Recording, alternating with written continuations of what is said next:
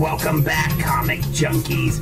I am Corvax, giving you another bathroom break. Today I am covering the reveal of new villains that will appear in Wolverine 3. First off, it is confirmed that Mr. Sinister, who was teased in X-Men Apocalypse, will appear in this movie. I'm a little excited for that, but I really think he should have been Deadpool's enemy in Deadpool 2, since Cable's gonna be in that one.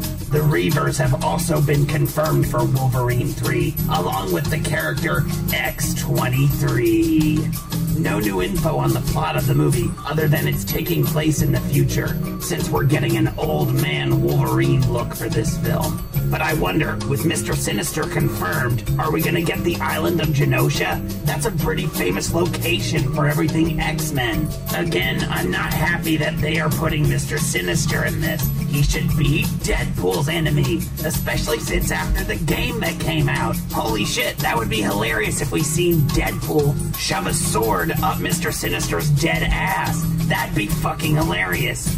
But alas, we get him for Jean Valjean's last Wolverine movie. And with that said, that's all the time I have for this bathroom break. Please remember to like, subscribe, and of course, talk shit. Peace.